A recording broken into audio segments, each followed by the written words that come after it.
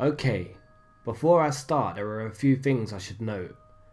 I live in a very safe neighbourhood where there is almost no crime and everybody knows everybody. At the time of this event, I was 14. I'm female, and at the time this happened, my parents were out to dinner with their friends. First of all, I had been asked by my neighbour to dog sit because her family was going on a vacation, and I agreed even though I knew that I would have to go out late at night. So it was around 10:30 and I was making a 4-block journey over to her house to let her dog out to potty before bed, and I made it there perfectly fine and even enjoyed my walk. After I was done letting her dog out, I left and I locked up. As I was heading down the driveway, I noticed a large van about 2 houses down parked on the street with 2 men in the front seat that wasn't even there before. They were arguing loudly and making wild hand gestures. When they noticed me walking off the driveway, the man on the passenger side gets out of the van and starts walking on the parallel sidewalk to me about 3 houses back, and I start to get red flags. I glance back at him and it looks like he's trying to catch up with me while staring at me like prey. I feel like his eyes are burning holes in my head. Before I know it, he is caught up but still on the other side of the road, and he won't stop staring at me.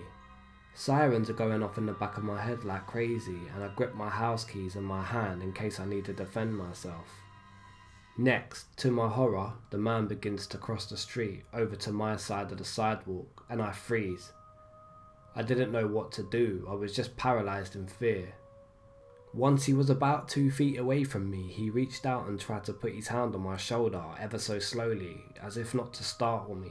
The instant his hand made contact with me, I snapped back to reality and spin on my heels and dash into the backyards of my neighbours.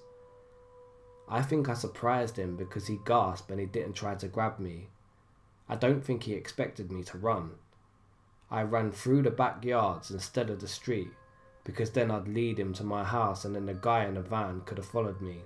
He was obviously out of shape because he was panting so hard. Once I was far enough away from him, I threw myself into one of those 3-foot wide water drainage pipes and hid until I thought he had gone. After I thought I was in the clear, I made a break for my house and ran full speed until I was home. I slammed my keys into the lock and launched myself inside. I instantly ran to the bathroom and puked before crumbling down on the bed and crying.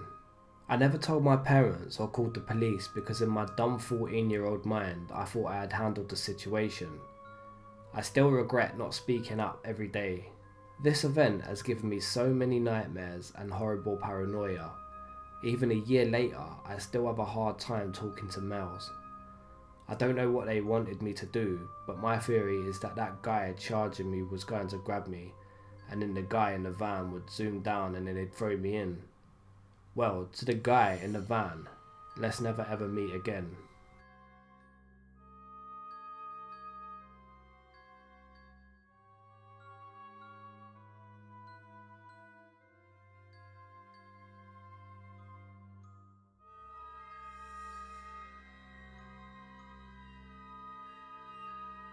This story takes place about 9 months or so ago, and it still works me up.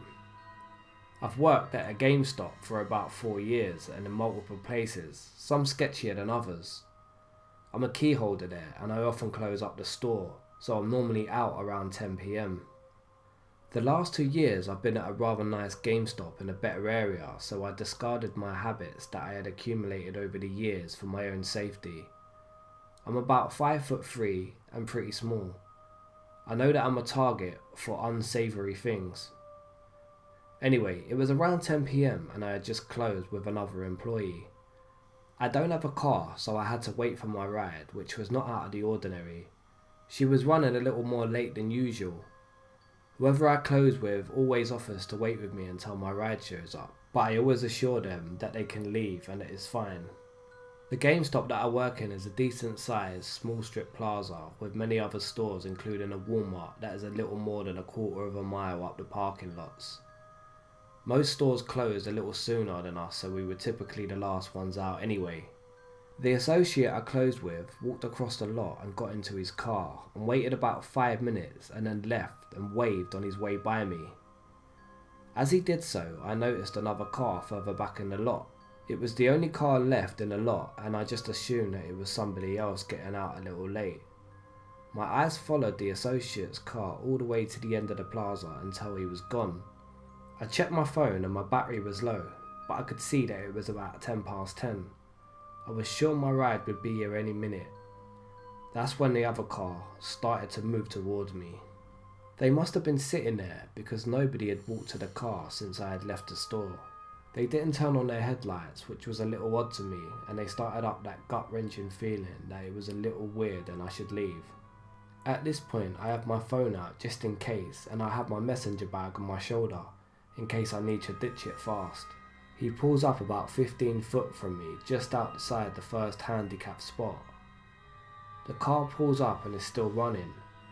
It's an old gross beat up 2-door car with rust all over it. The door opens and no lights come on. Out steps a very large man that was most likely about 6'2". He had brown messy hair and he was brolic but still lanky. His clothes were stained with sweat or grease and he looked very unwelcoming.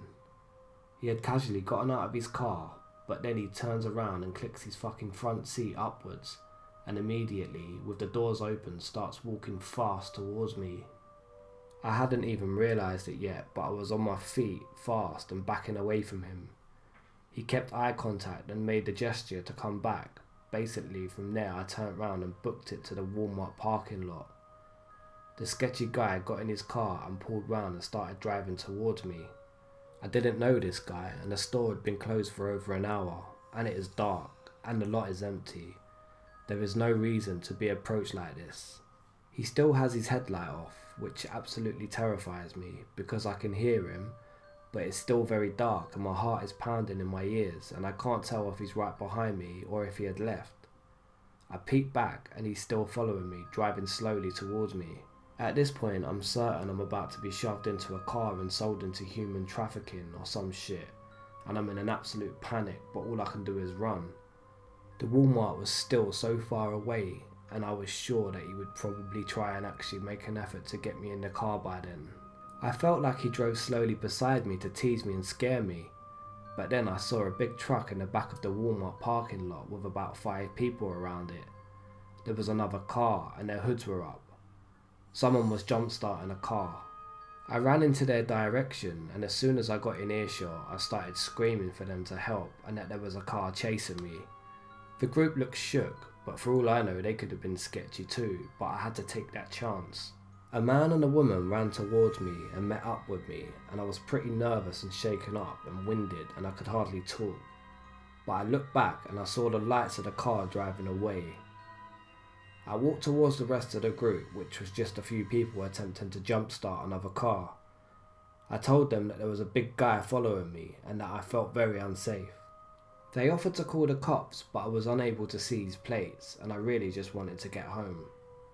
They offered to give me a ride to Walmart, which I politely declined under the circumstances.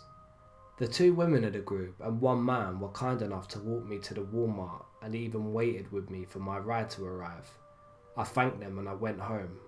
After that happened, I requested to open for about a week so I wouldn't have to be in the store after dark. The next day I told my boss the time that it happened and we both watched the DVR in the back. It was incredibly uncomfortable to watch, but we ended up forwarding it to the local police. The police didn't end up finding much, but they now keep a squad car patrolling the plaza from 9 to 11 PM.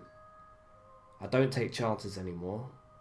I wait inside the store until my ride calls me and they're in sight. I was bothered for a little while, even though I feel I was lucky. I always felt like this type of thing only happens in the city or in unsafe places, but not to me, not here. I haven't discussed this much since, but it still bothers me. You're really never safe.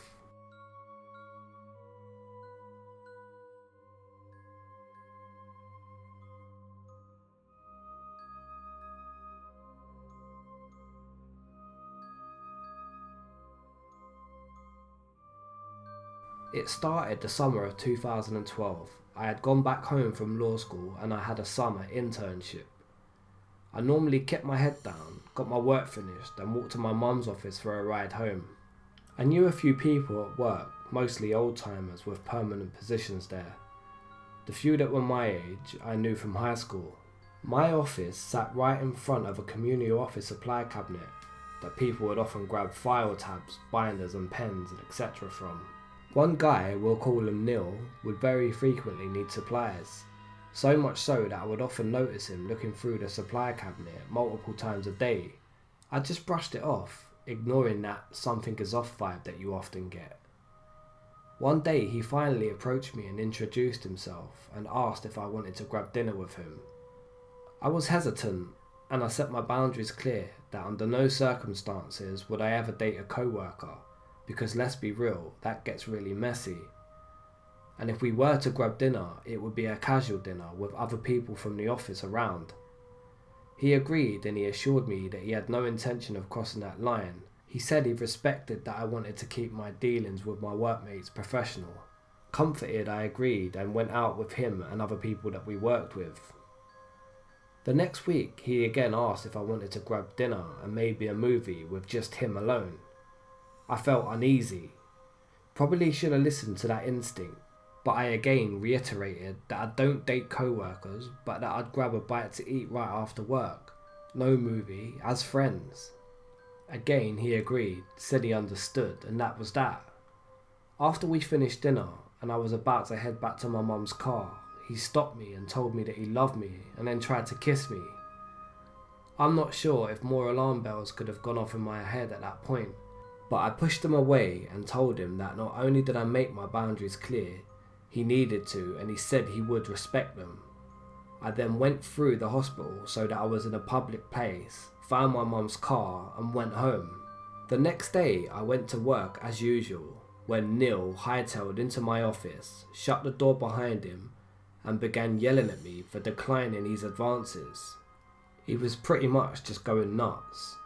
Since my boss is also a family friend, I didn't really know what to do. I didn't want to start causing drama in the office.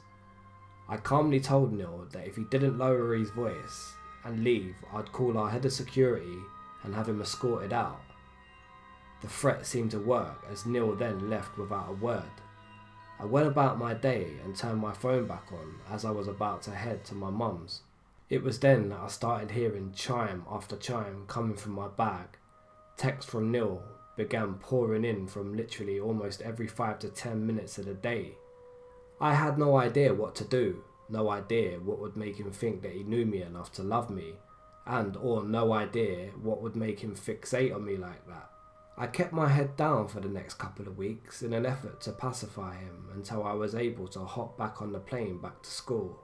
Throughout that time, it was a constant back and forth between him yelling at me that we are going to get married, I'd be his housewife and future mother to his 4 kids, and him berating me for only wanting to be friends with him, which wasn't even true at that point.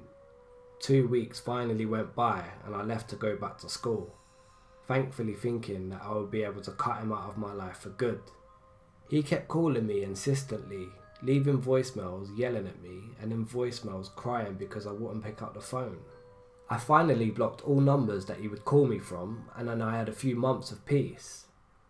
A year later, I went back home for the summer again. Within a week of me being back, I got an anonymous delivery of red roses to my parents' house. And yes, you guessed it, they were from Neil the Nonce. He got into my social media accounts and monitored my movements, which I found out later. I've seen him outside of my apartment, outside of my classes. I've gotten anonymous flower deliveries at my door. I've got a note slipped under my door, one from a notepad that I keep in my apartment, though it is commercially available. I've gotten notes printed through my e-printer. I found a program on my computer and figured out that was how he was monitoring everything. Once I removed it, everything went quiet, which is how it stayed for a couple of days. Then my car got broken into. No word from the police if they have any information on who it was. Then, one day after school, I remember walking home alone. This was unusual as I would tend to walk home with somebody from my school. I saw a man standing on the corner of my road who looked like he was waiting for something, and when I got closer I realised it was him. When I saw him, I instantly froze to the point of not being able to move, to which he noticed me and he began to shout out my name. I began to run, hearing his menacing footsteps following me behind. His shouting began to get violent as he started to claim what he was going to do to me once he got his hands on me. I was lucky to run into a family friend who managed to somewhat defend me, threatening to call the police to the point of Neil eventually leaving. Ever since that day, I've been wondering what would have happened to me if Neil would have caught up. Neil, you nonce, let's not ever meet again.